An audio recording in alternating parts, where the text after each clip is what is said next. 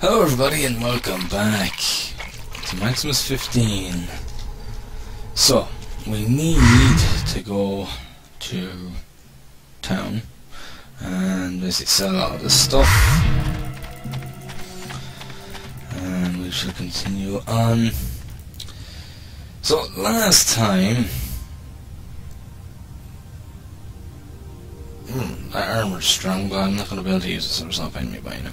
Anyway, so last time I basically came up with the theory as to what went wrong with this, and you know, it's I can't say I'm 100% correct on my theory, but it's very, very plausible. Chances are I am pretty accurate. And basically what happened is that Rebelmind were a small company. They made a number of games before this, but they weren't very successful. So basically what was happening was they probably lost money on those games, or at most, and hopefully they kind of came out on maybe the even mark. And basically what they were doing wasn't really working for them, so they wanted to try something different. Therefore they tried Maximus 15. Maximus 15 is technically Diablo. It's a Diablo 1 sort of inspiration to it, in the sense of the interface. Like down here you have your message, then over here you have your mana, your health, and the inventory is practically the same with their own adjustments to it as well. And basically what happened was they had all intentions on making their game very like Diablo 1 as opposed to Diablo 2, because Diablo 2 was still the hype in 2004, so it would have been a bit, you know, suicidal to go and do that. So they wanted to take a Diablo 1 approach, and I'd say they had all intentions of adding in like a lot more items and a lot more, you know, enemies, things like that. So I'd say, you know, it's obvious they've played Diablo 1, so they would have had intentions of bringing in unique items, unique enemies, things like that. But, you know, their probably financial difficulties probably caught up on them. On top of that, their publisher was probably on top of them with deadlines and things like that. And what basically happened is that they had to end up leaving out a lot of the stuff, because unique items they have their own unique looks, so that would have meant more sort of artwork being brought in to do the design of the items. It would have meant that you'd have to spend more time implementing them. The same with the monsters, you'd have to design them, animate them, implement them, code them in, code their behaviour and everything else, which is more time, more money. And I'd say all of this just kind of got left out because they probably ran into financial difficulties, and on top of that they would have had the publisher on top of them as well.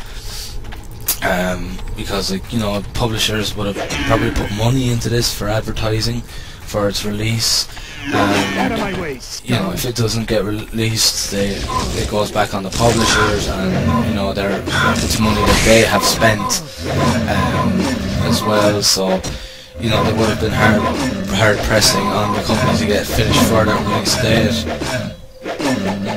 And what would have essentially happened is that it just didn't get fully implemented on time, and therefore that would explain the lack of items, the lack of a large variety of enemies.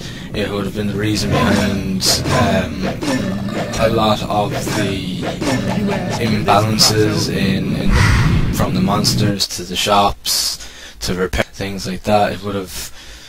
It would explain quite a lot, to be honest. It really would explain a lot. So that's basically just a recap on what I was saying in the last episode.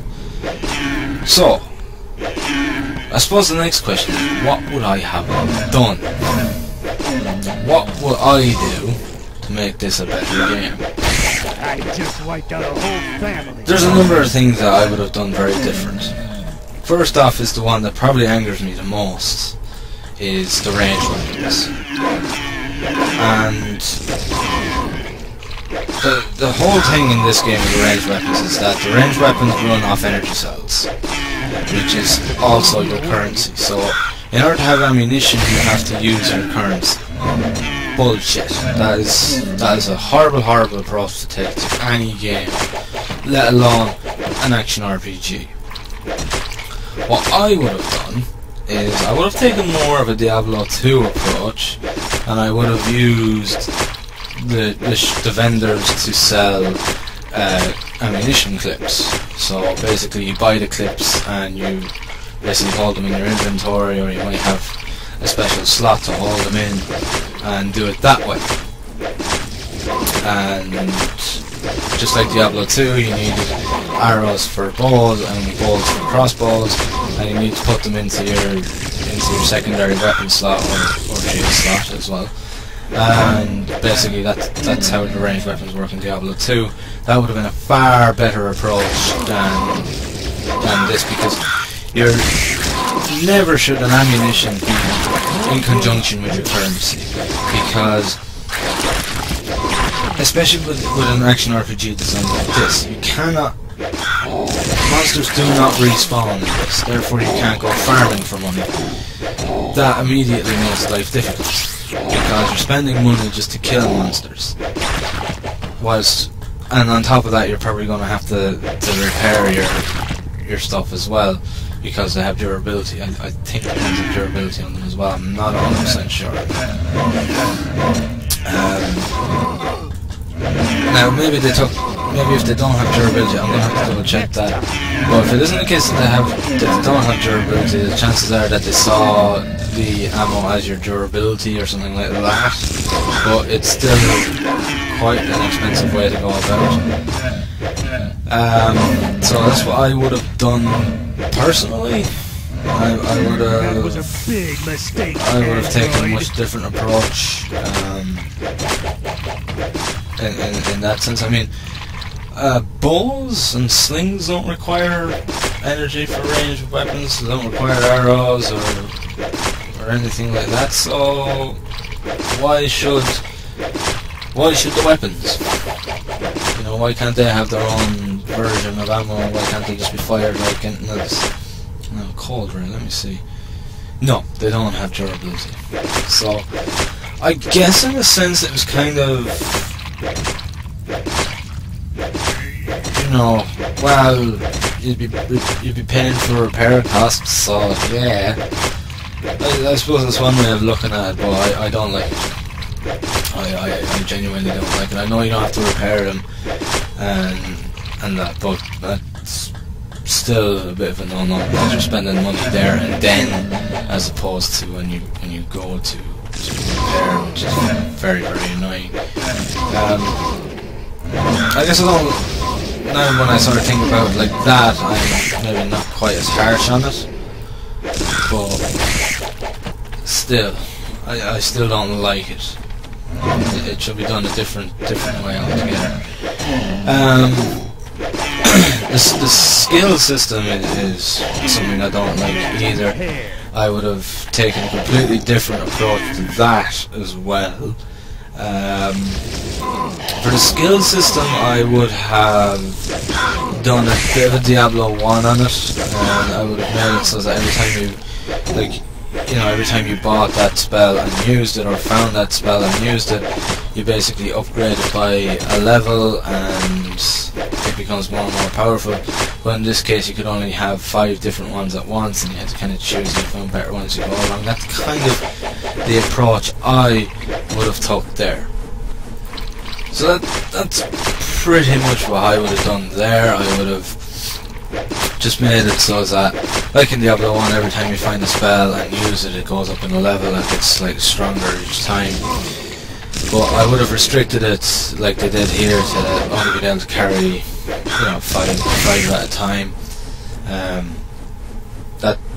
That would be what I would do here anyway. Which is pretty good, but I wouldn't. The charges on the items as well, I would have completely gotten rid of them. The charges should be absolutely nothing at all. This shouldn't be here. I know that they're trying to sci-fi energy sales. I know they're trying to do that, but again, when it comes to casting spells, it costs energy, which, you should have an energy shot or something like that. I don't know, they could have taken a different approach to it, so where they might need, like, biocells or something like that, kind of Deus-Ex style, to use your implants, and that they could have done that. Then they could have very much taken that approach as opposed to the approach they did take. So, Better luck, Nick. yeah, there's those. The story could be done a bit better. I mean, it's interesting, but they just haven't made it interesting throughout the game. And the story is genuinely, it's interesting. It's different. It just oh, holy shit! It just hasn't been implemented very well. Suits aren't really worth it. Not for the difference. No, I'll wait for something better to appear. They seem to be appearing more often now, though, which is a good thing. Yeah, I think that the story could have been implemented a hell of a lot better than it was. It could have been made a lot more interesting throughout than it has been as well. It hasn't really been made very, very interesting throughout the game. It's just, you're just doing random jobs for random people, and it's a bit shitty. I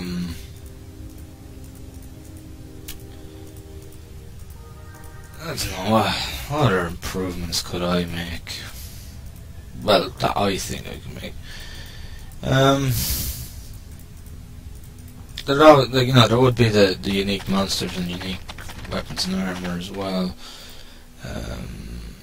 I'd like the quests to have a bit more of a meaning behind them. You just feel you're doing it for the sake of it, as opposed to actually for helping someone. It's kind of like you're doing it because you're doing it, as opposed to actually having a connection to the character. Like, you don't feel sorry for the character or anything like that. They try to make it sound urgent, but it doesn't sound urgent, if you know what I mean. Yeah, it's just not the way it works. The voice acting, I would have changed completely. As I said, the voice acting is really around the office that day kind of thing. Friends and family, things like that. It is pretty bad. So I would have got maybe people that had a bit more personality for a character than these ones do.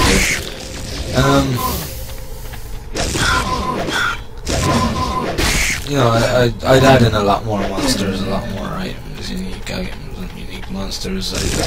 Because they started with the whole, since I sort of copped on and realised this is a Diablo 1 approach, I'd stick with it. I'd leave out the rare items and I'd just stick in uniques.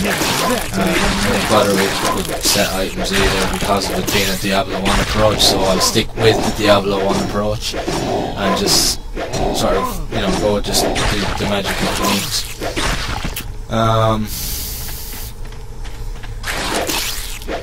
And then of course just the balancing, that's another thing that I would have made sure that I've done. The balancing's completely wrong.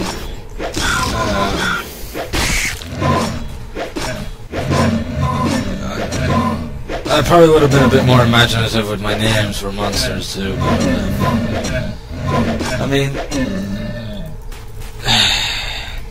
the stat system is fine. There's nothing more that can really be done with a stat system. I mean, it's pretty basic. It's the same as any other. I don't see any reason to change that.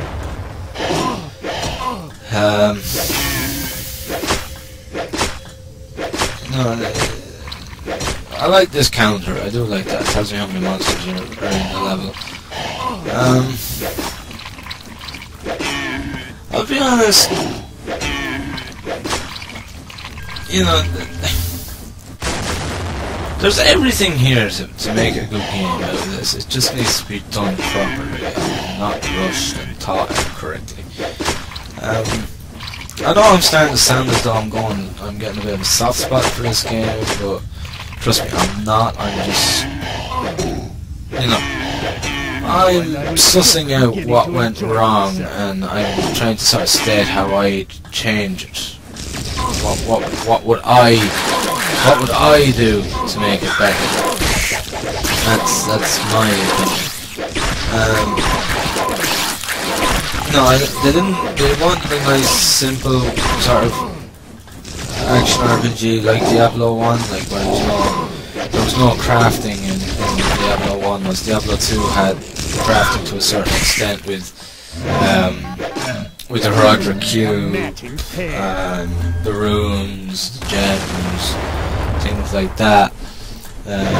There's a whole crafting system that just got bigger and bigger as the patches were released. So they wanted to keep it kind of basic, so I'll kind of, you know, give a bit of lineage for that. I won't, you know, take points off for not having some sort of crafting system, because again, like this, there's no respawn of monsters in this, so having a crafting system in an action RPG that doesn't respawn monsters is pretty, it just doesn't work. It just doesn't work. Because you're working completely on luck. So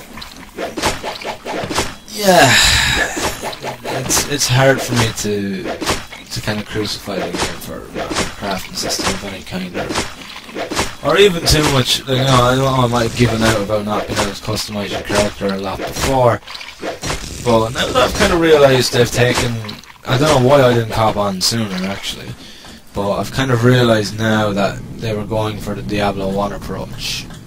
So maybe I can be a little bit more forgiving now, but not by a lot.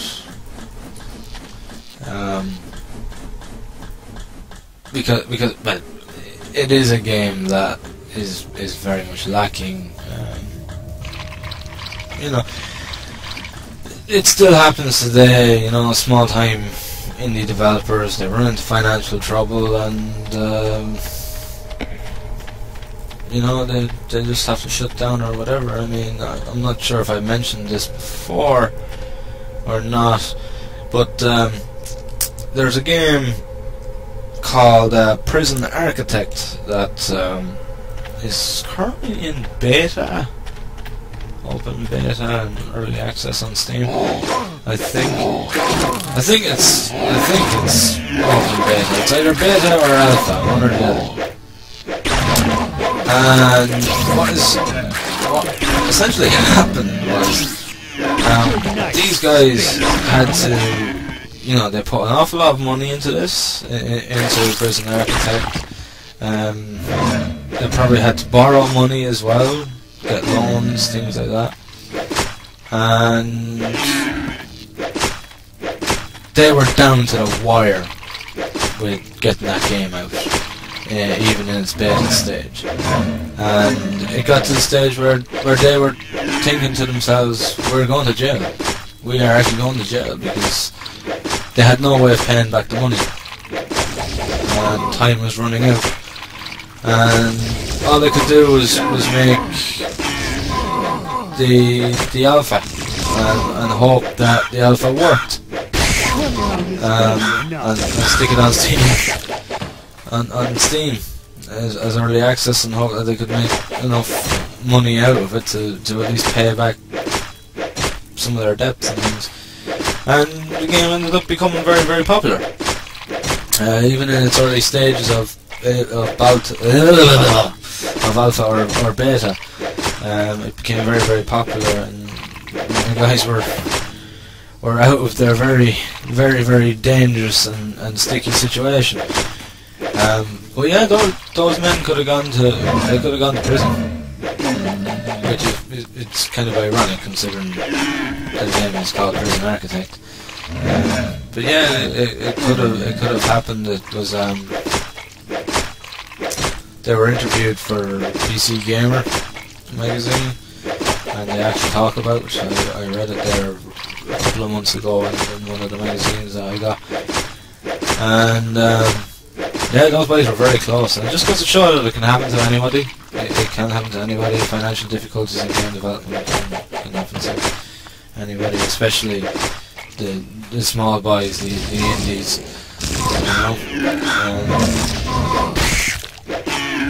It can make life very, very hard for people, and I think these guys, they saw this coming, so instead of getting themselves into any more trouble than they probably were already in, they just released it as it was and cut their losses, and the company went after that.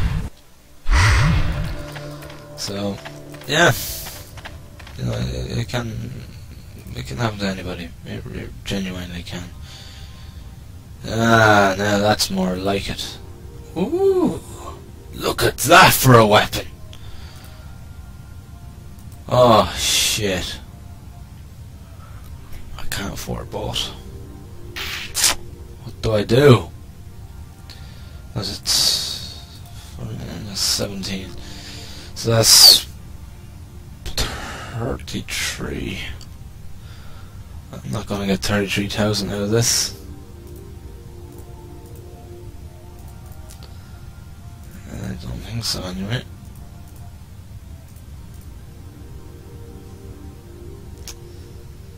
Well, if I sell that, it'll give me 32 anyway.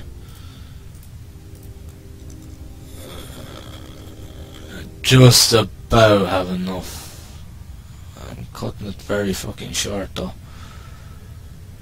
I'm playing a little bit of a dangerous game here, but I'll go with it and do it. Awesome! We got a new sword. Shit, what crappy durability again though. Why is the durability so fucking shit on these? But it'll do. Right, so we got a new piece of armor and we got a new weapon. That's what I like to see. Plus 12 to all stats. I like that odds. I like that idea a lot. Okay, we'll just do that for this, which yeah, it gives me enough then to. Okay, so we're practically broke again, but we got a new weapon out of it, and we got a new bit of armor out of it for 44 defense with plus 23 endurance, which is pretty fucking sweet. Yeah. So yeah, you know, that's my theory about, you know, as I said, I have my theory now of what happened with these guys, and I've now talked about what I think would have made this better. Well, but, you know, these things happen. You know, this game has potential to be really, really good, because I can see. Oh, there's a headshot down there that I missed. I'm going back for that in a minute. Because I do see the potential, and it has the possibility to be quite good. You know, it took me longer than I expected to kind of suss this out, but as soon as I sort of thought about it for a minute, and I looked at the interface properly, and said to myself, that's a Diablo 1 interface. I then kind of realised what it was they were going for, and it allowed me to kind of suss out where they went wrong a bit better too. And it allowed me to suss out what happened and why they developed this the way they did. So, you know, that explains the way the items are. The fact that there's no rare items or set items is because they were going for the Diablo 1 approach. I was thinking for a while maybe they were trying to take maybe a little bit of a Nox approach, but I kind of cancel that out now. I can kind of say now, no, that's not what they were trying to do, because essentially it isn't what they were trying to do. Yeah. I think that I've pretty much sussed it out. I've now said what changes I'd make as well, which is, you know, has to be said. Because there are a couple of things that I would have done a lot better. I think this wouldn't be a bad game if, you know, if it did have more items and you know, a wider variety of enemies as well. Like with sci-fi is a very unique and very how should I describe this? Sci-fi is one of those things where you can just let your imagination run wild with sci-fi, because there's nothing really restricting you in any shape or form. You can make up any organism you fucking want. But the fact that it's sci-fi, it's believable. You can make up any kind of alien, no matter how fucking ugly or whatever, or gross, or however much of an abomination it is. But it's always going to be somewhat believable if you do it right, because, you know, it's an alien. You know, we don't know what aliens look like. You know, but I'll be here last. Like people reckon, you know, the sectoids, for example, was kind of one of the first that people actually reckon that aliens looked like. You know, the grey ones, the grey men, the sectoids, like in XCOM. That's kind of what they sort of imagined them as, and that's kind of how they got perceived, and then sure, you know, imagination started running wild with the sci-fi thing. But, you know, I'm surprised that somebody hasn't done this sooner and hasn't done it since, because there's huge potential for sci-fi in the action RPG, but I just think that nobody dares do it because they're too fucking afraid of doing it.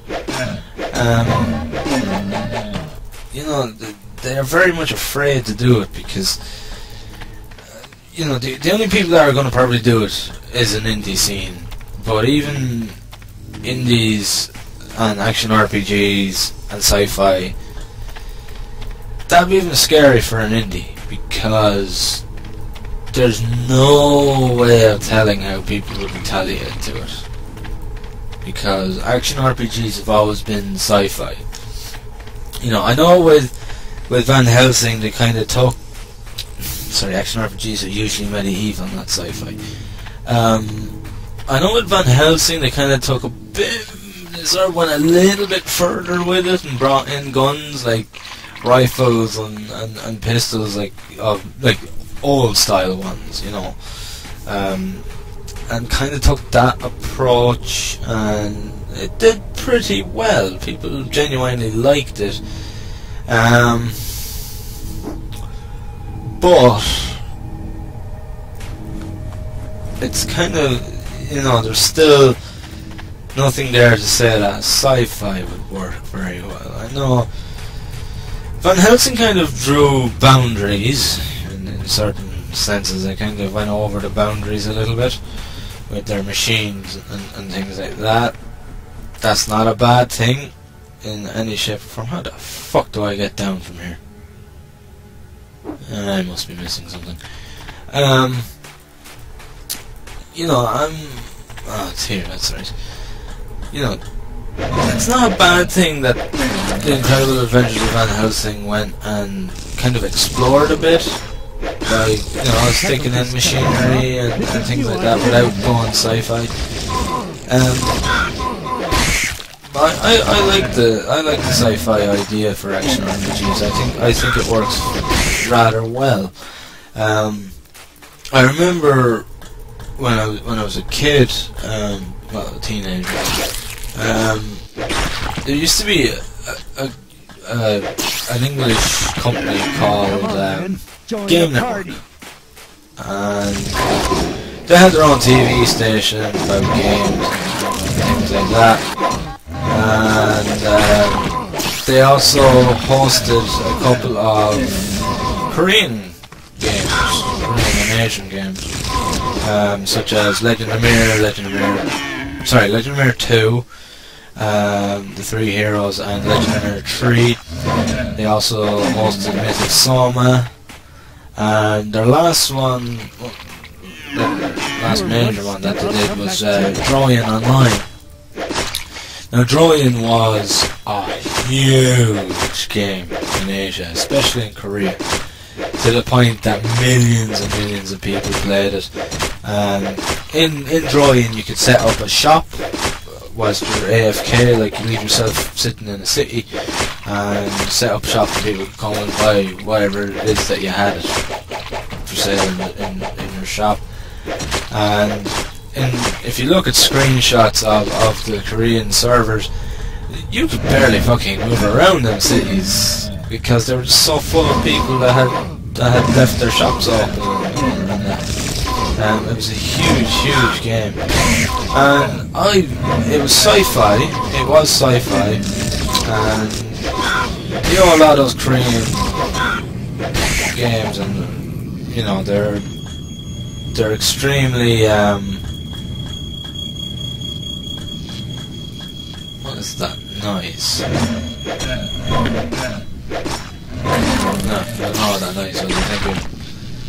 I think someone could be cooking in the kitchen and setting off the fire alarm. Sorry, but they were very action oriented because you had to, you know, they were kind of an MMO action RPG to a point where, you know, you had to kill lots and lots of monsters to level up and become stronger and things like that. And Trojan did it extremely well. Yes, it is the fire alarm. I apologise. Trojan did it really well because they captured that sci-fi side of things really well. You had 4 classes. You had the fighter who used his fists and gauntlet-like weaponry. You had the swordsman who used what they referred to as laser sabers instead of lightsabers, or technically lightsabers. They were really cool. And then you had the rifleman who used these rifles, and then you had psionics who were your mage and did basically, you know, powers of the mind and things like that. And it worked really well. It was a really good game, but unfortunately Game went under, and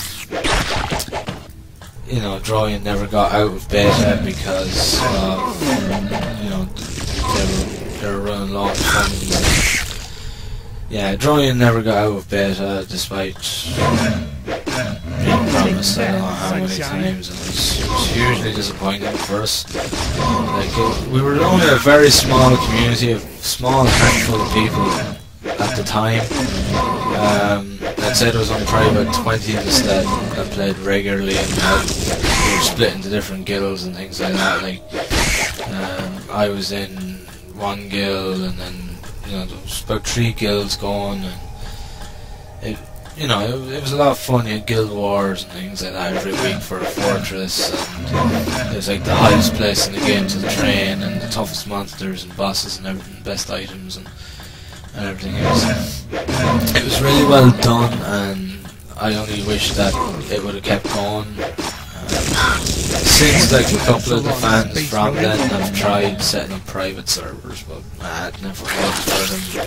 There wasn't enough interest for it to be, or in it for them to worth their while. People have made private servers with Soma alright and Mirror, but not Trojan, unfortunately. Like, I don't know how legal private servers are, so, you know, I don't really get involved with them. But yeah, it was just one of those things that just never came through, and it was disappointing for us here in Europe, but what can you do? You know, it was a brilliant game. It was worth. You know, I really enjoyed it. You know, I don't mind an old grind fest sometimes. Depends on how the mood takes me, but You know, it's just the way it goes. Anyway, I am going to leave it here for this part, guys. We shall continue on in the next one, where I'll be going probably straight to town because my weapon's nearly gone. I fucking hate the durability in this. And yeah, we'll continue on in the next part. So thank you very much for watching, guys. I hope you've enjoyed the video, and as always, I'll see you in the next one. Thank you, and have fun.